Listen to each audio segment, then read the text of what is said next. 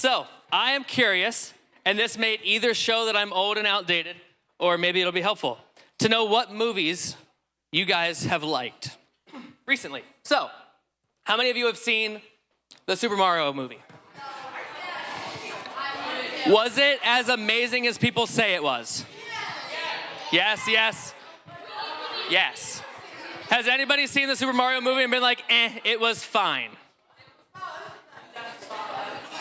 All right. Should I go see it? No. Yes. Yes. All right. So we like the Super Mario movie. How many of you liked Encanto? No. You did? All right. I think I'm with the majority. I think Encanto was kind of dumb. All right. What about, this is a little bit old now. What about Sing? Yes? All right. For those of you that know, which you should all know, for those of you that know Ryan, Haley's brother, Ryan, the tall one that runs around and plays stuff with you, this is one of Ryan's favorite movies. Ryan loves Sing. So, has anybody seen the new Peter Pan? All right, give me rating. Is it fantastic? How many of you have seen Peter Pan? Only 2. So it's amazing? Okay. All right. Super Mario movie or Peter Pan? Woo! All right. How many of you are looking forward to this coming out soon? Yes, maybe. All right. So, most of us in this room have enjoyed watching a good movie or two in the last little while. But what about, so that's the movies, what about TV shows? So for me, I'm just gonna show you some of my favorite. I've been enjoying The Mandalorian.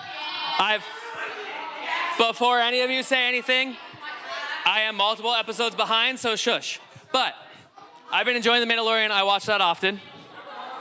And then for some of you that know this, I don't think many of you do, I grew up working in restaurants for a while.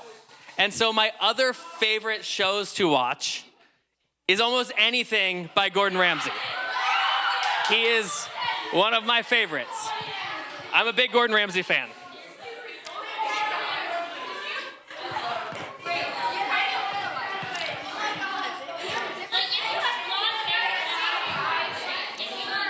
I don't have blue eyes though. Those blue eyes like poke through the screen. All right, so I'm a big fan of anything that Gordon Ramsay does. I specifically am watching Uncharted right now, where he travels the world and learns how to cook fancy stuff.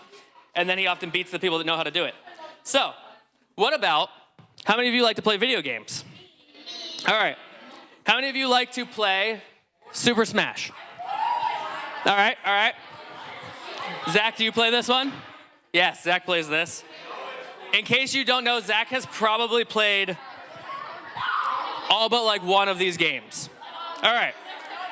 How many of you like to play COD? Me? Yeah? All right. How many of you like to play Minecraft? All right. How many of you still like to play Fortnite? Yeah, that's sad. It's unfortunate, but all right. And then how many of you like to play Roblox? All right, we've got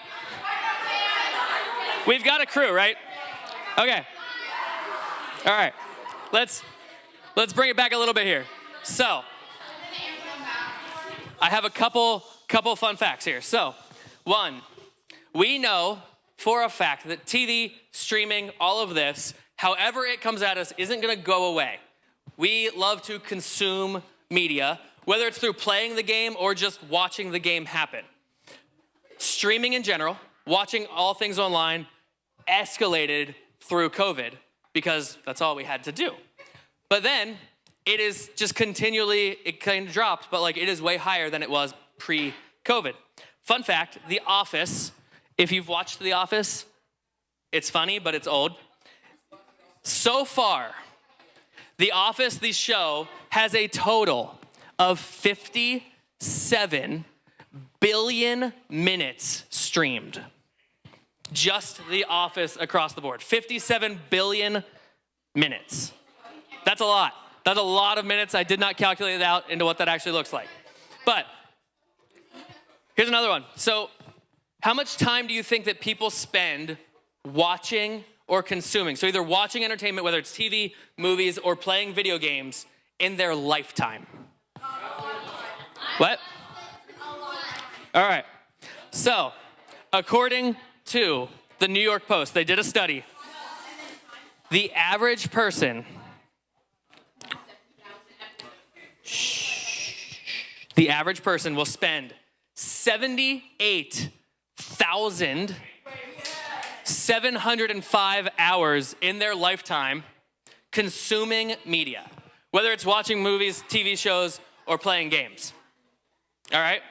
That number is 3,279 days.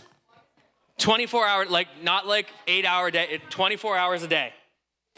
That is 9 years. Technically, if we want to get real here, it's 8.934 something, but it's in essence almost 9 years of your life. So most of you are somewhere between the ages of like 11 and 15-ish. Some of your leaders go up a little higher. But for most of you are probably not 11 anymore, but you were when you came in 6th grade. So 9 years of your life. For some of you, that's 2 years less than you've been alive so far. For some of you, it's 4 or 5 years.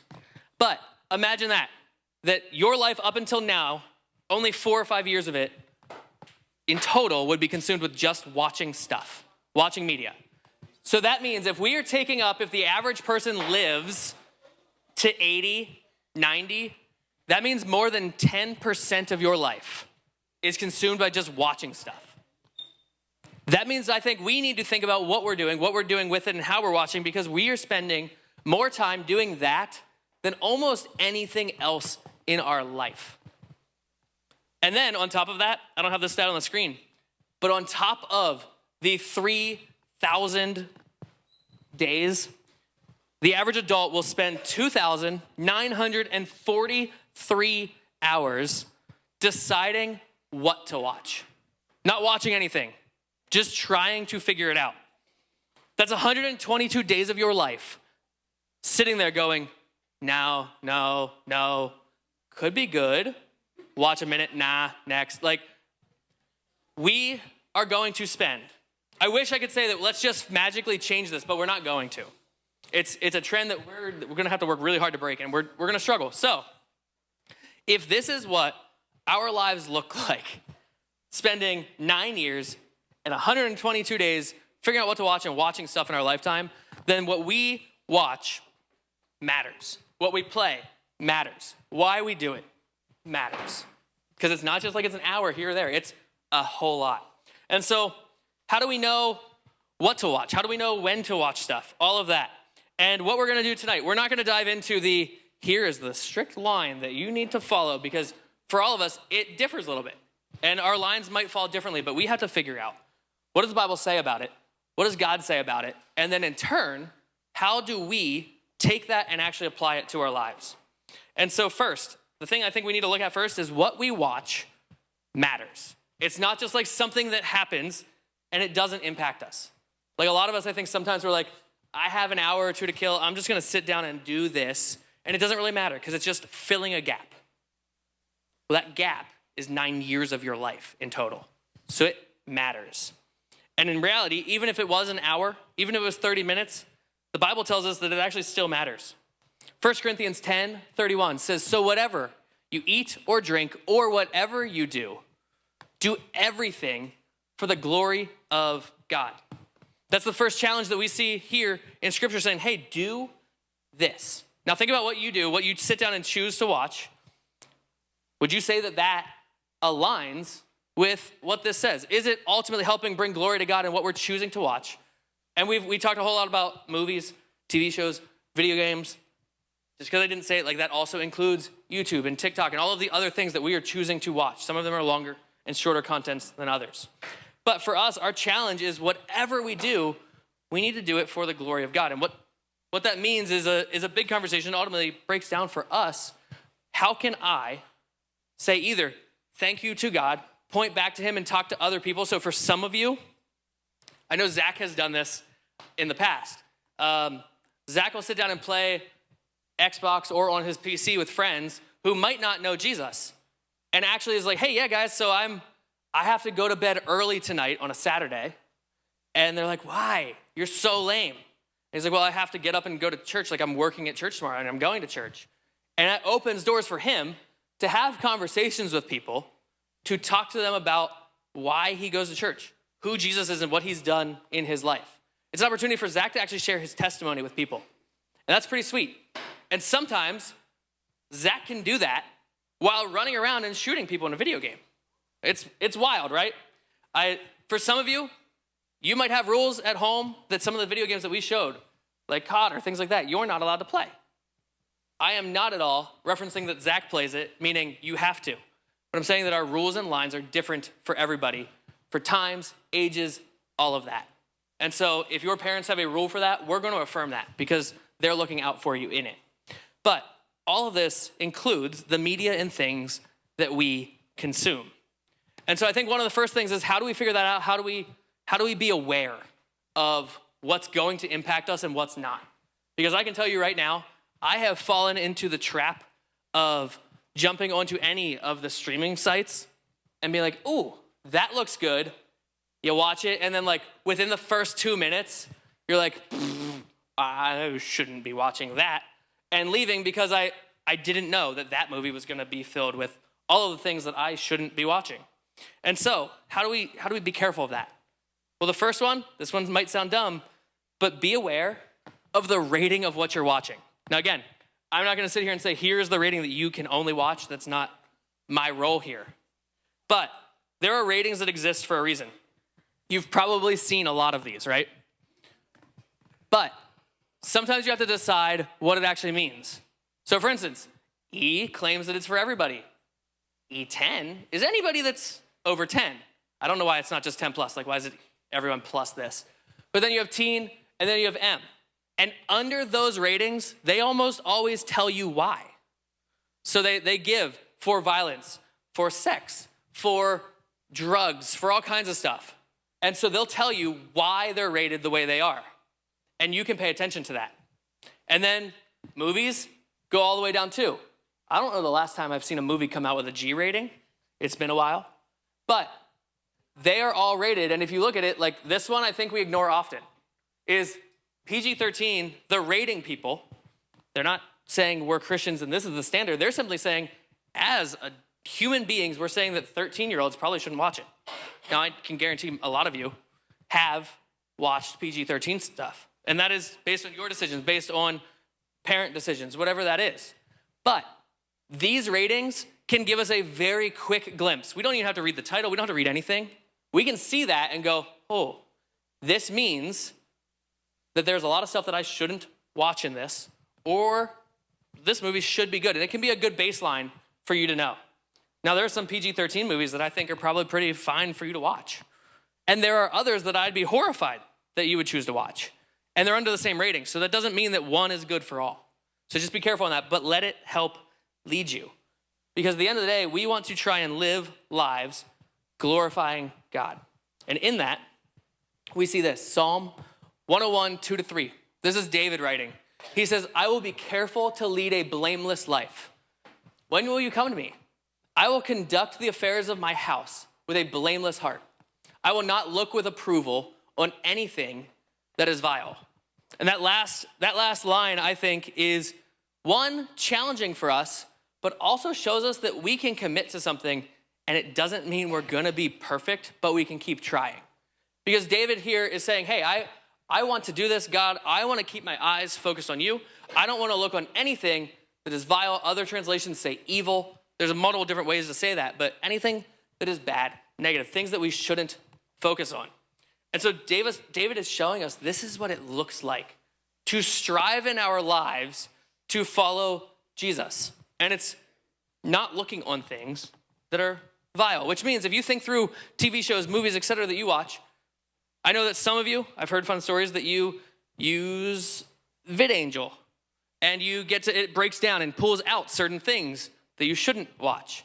And then you can still enjoy some of the clips of pretty good movies that just have a few bad things in them. And so whatever that looks like for them, they're choosing to pull out of the vile stuff, not to focus on that, not to look at it. Because there are times where people choose to watch a movie and then you go out and say, hey, I've watched this, I've played this, I've done this. And if you think about what is in what you're promoting, that becomes part of your testimony. That starts to say, hey guys, I am redeemed by Christ, I'm saved by Jesus, and yet here's what I fill my life with. And sometimes people looking in will go, really? That doesn't seem to match. And so the challenge for us is how do we respond when we ultimately come across something that's bad?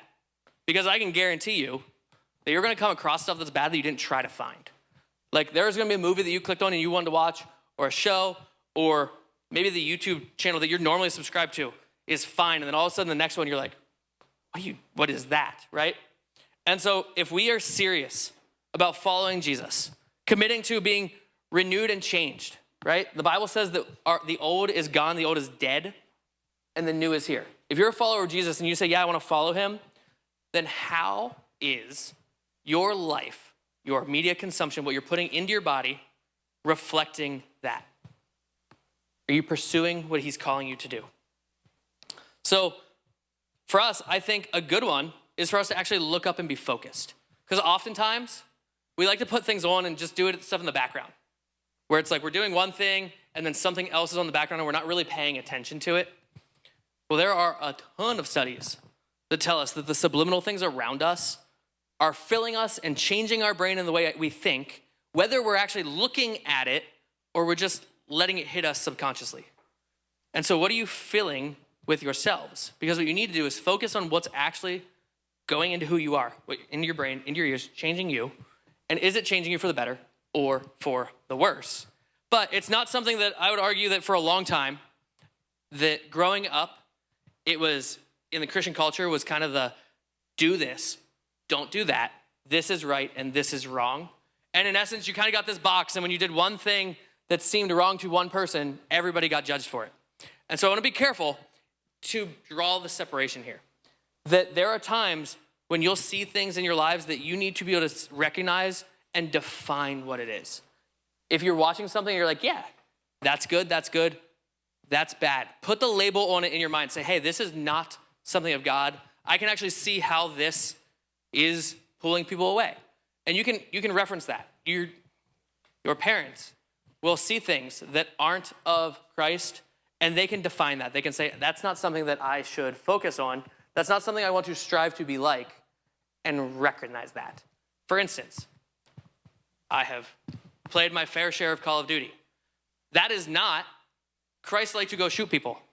But I can recognize the actions here are not what I should be doing as a Christ follower.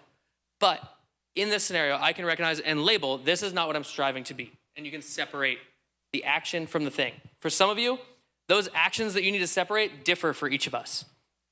Because we are called to follow Jesus and know what changes and shapes us. So what I want to challenge you with is some of you are prone to certain sins more than others, okay? And so this is really where we need to start figuring out where to draw our line. Because for some of you, you might be more prone to just being violent. You want to hit people more often. Some of you are like, I don't want to touch anybody. And others are like, I want to slug that kid today. Maybe you did slug that kid today. The movies that you watch, the video games that you play, if you struggle with violence, you should choose less violent media because it will encourage the innate desire for you to go that way. Same thing with anger. If you struggle with anger and you struggle with outbursts of anger, I would encourage you to not watch things that show people exhibiting anger to other people or ones that make you angry. There are certain movies that you watch and you're like, I hate this the whole time, right? Maybe you should pull back from that.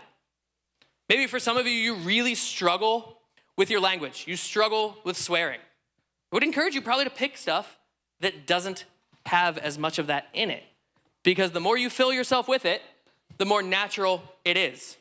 I played football for a little bit, and the football locker room is known to be full of swearing.